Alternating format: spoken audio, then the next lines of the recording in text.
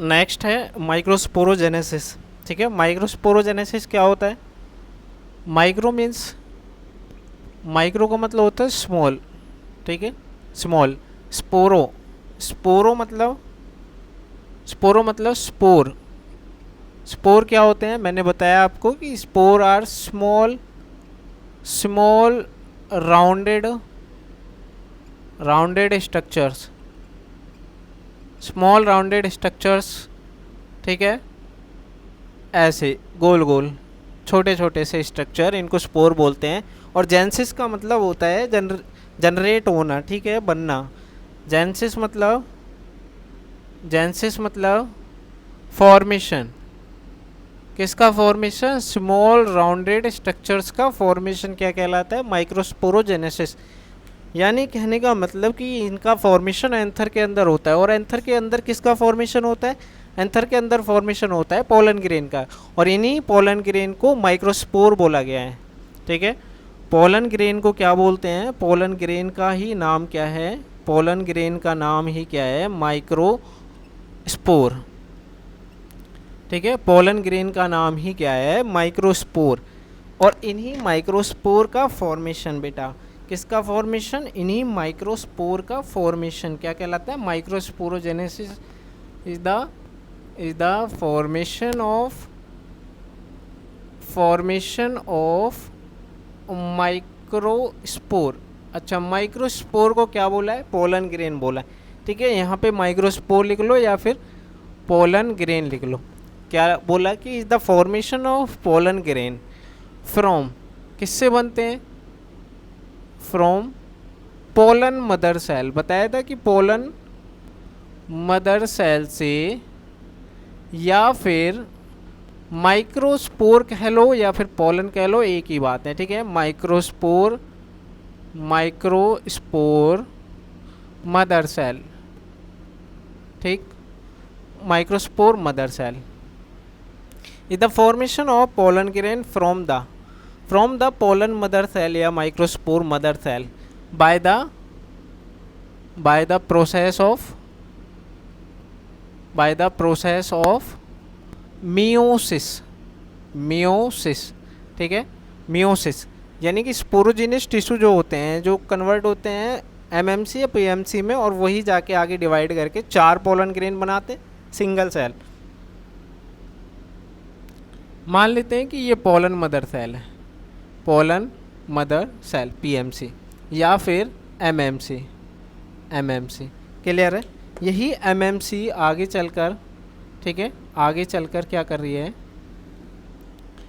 यही pollen mother cell आगे चल के डेवलप करेगी और मियोसिस प्रोसेस डन होगी, मियोसिस प्रोसेस होगी, और यही डिवाइड हो जाएगी किसमें?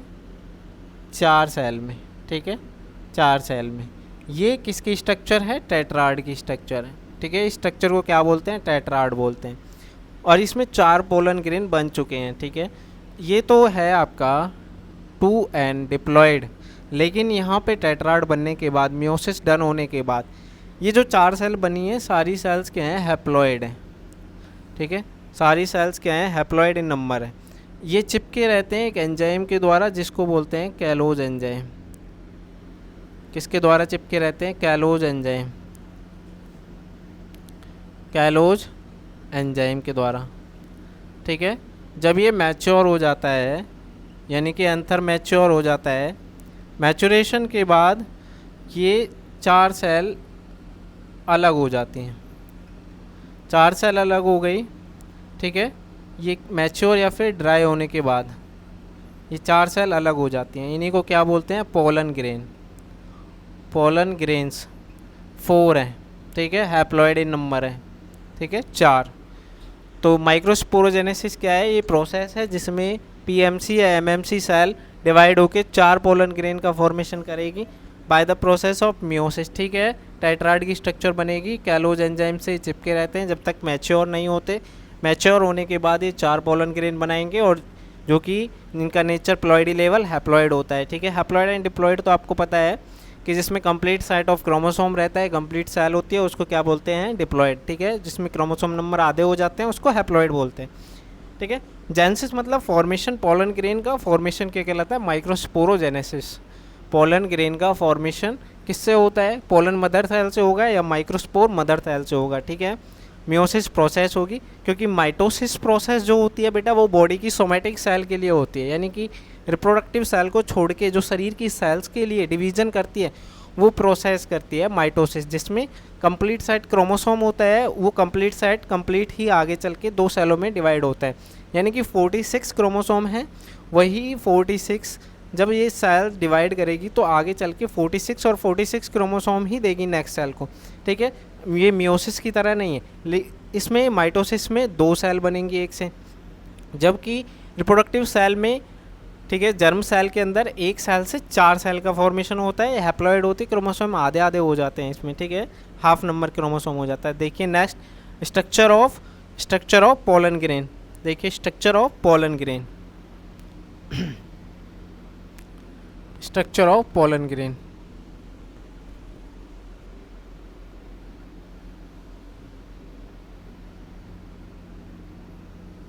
ठीक है, हमारे यहाँ पे पोलन ग्रेन बन चुके थे।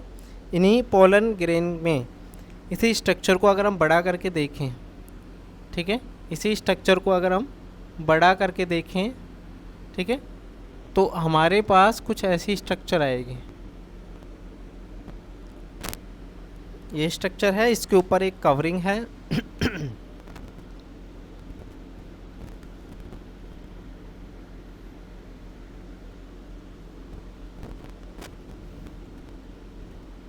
ठीक है, एक कवरिंग है और इसके अंदर भी एक लेयर होती है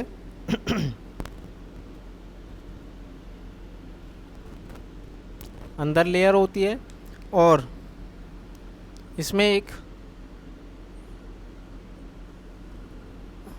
एक बड़ी सेल होती है और एक छोटी सेल होती है, ठीक है, एक बड़ी सेल होती है और एक छोटी सेल होती है।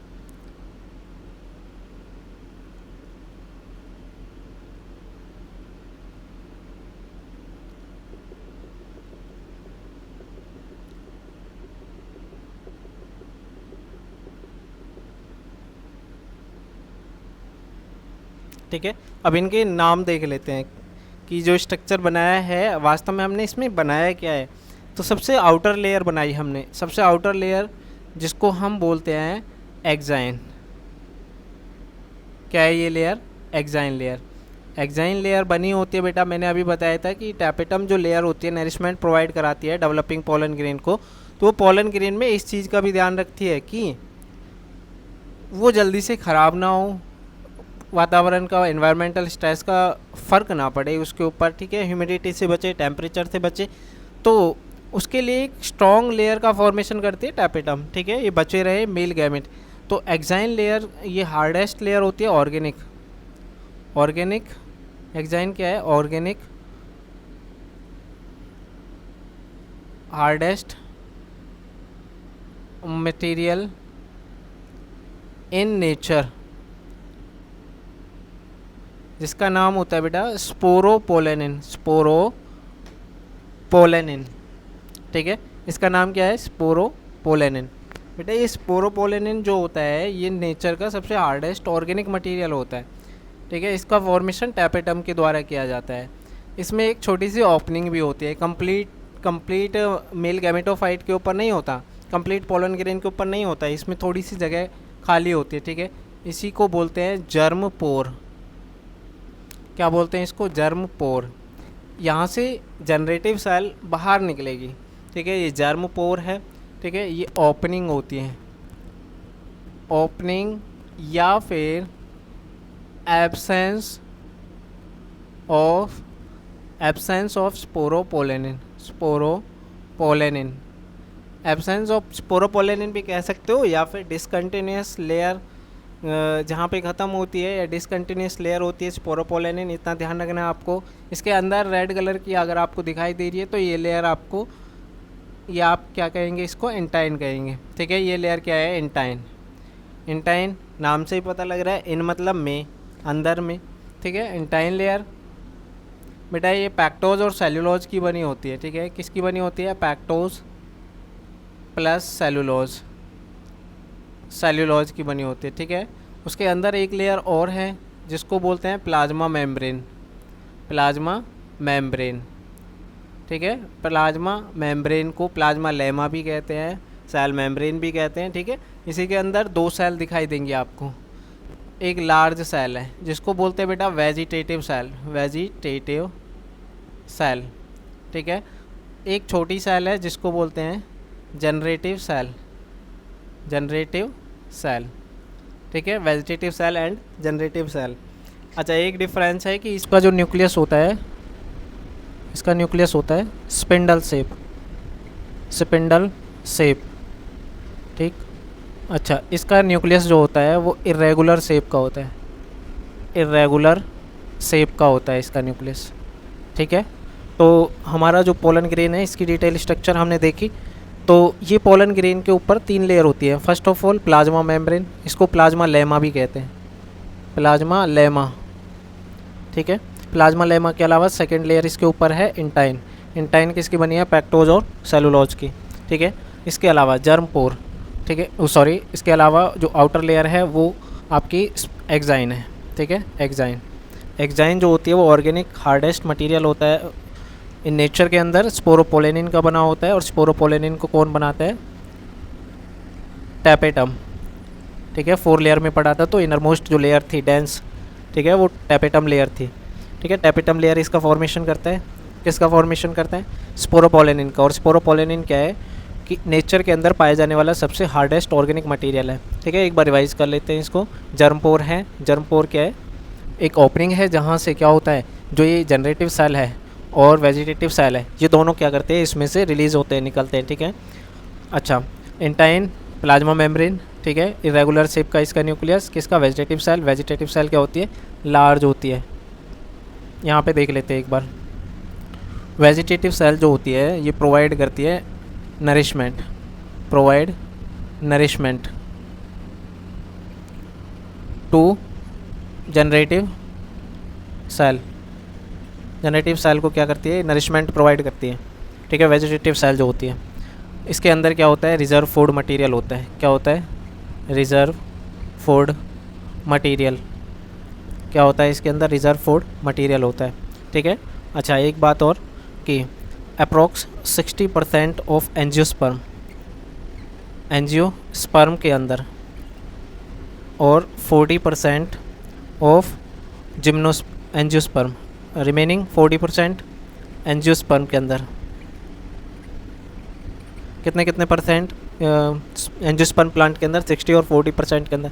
60% के अंदर क्या होता है कि ये जो पोलन ग्रेन होता है 2 सेल्ड स्टेज में होता है। किस में होता है ये, 2 सेल्ड स्टेज में, 2 सेल्ड स्टेज में रहता है, यानी कि 2 ही सेल रहते हैं इसमें, एक वेजिटेटिव और एक जनरेटिव, ठीक है। जबकि 40% जो रिमेनिंग होते हैं कुछ एंजियोस्पर्म जिनके अंदर 3 सेल्ड स्टेज होते हैं, 3 सेल्ड स्टेज। कहने का मतलब कि जो जनरेटिव सेल है ये कई बार क्या होता है, ये डिवाइड हो जाता है, यानी 2 क्या बना लेता है, दो जनरेटिव सेल बना लेता है, जो कि डबल फर्टिलाइजेशन में मदद करते हैं, ठीक है। डबल फर्टिलाइजेशन में जो दूसरी सेल होती है, एक जगह फर्टिलाइजेशन में जनरेटिव सेल करती है, तो दूसरी जगह जब ये डिवीज़न हो चुका होता है 40% एंजियोस्पर्म के अंदर, तो दूसरी वाली करती है इसको, ठीक है ना। तो दूसरी वाली पोलर न्यूक्लियर के साथ फ्यूज हो जाती है और एक एग सेल के साथ फ्यूज होती है, ठीक है। तो ये आपका कंप्लीट एक आपके पोलन ग्रेन का डायग्राम है, ठीक है। उसके साथ साथ हमने वेजिटेटिव सेल भी देखी और जनरेटिव सेल भी देखी। हैप्लॉइड होती है जनरेटिव सेल, ठीक है, क्योंकि ये गैमेटिक सेल है, ये वास्तव में ये ही क्या है, एक गैमेटिक सेल है। दूसरा कि कंप्लीट एंथर को हम मेल गैमेटोफाइट कहते हैं, ठीक है। क्या बोलते हैं इसको, मेल गैमेटोफाइट। इसको पोलन ग्रेन को क्या बोलते हैं, पोलन ग्रेन को क्या बोलते हैं, पोलन ग्रेन को बोलते हैं मेल गैमेटोफाइट, मेल गैमेटोफाइट, क्योंकि इसके अंदर क्या रखी रहती हैं, सेल्स होती है इसके अंदर, ठीक है। वास्तव में जो गैमेट रहता है वो इसके अंदर रहता है, गैमेटोफाइट के अंदर, ठीक है। अच्छा, इसके आगे नेक्स्ट वीडियो में करवाएंगे, ठीक है। अभी के लिए पोलन ग्रेन की डिटेल स्ट्रक्चर, ठीक है। इसके बाद नेक्स्ट वीडियो में इससे आगे वाली जो प्रोसेस है, ठीक है, वो नेक्स्ट वीडियो में कवर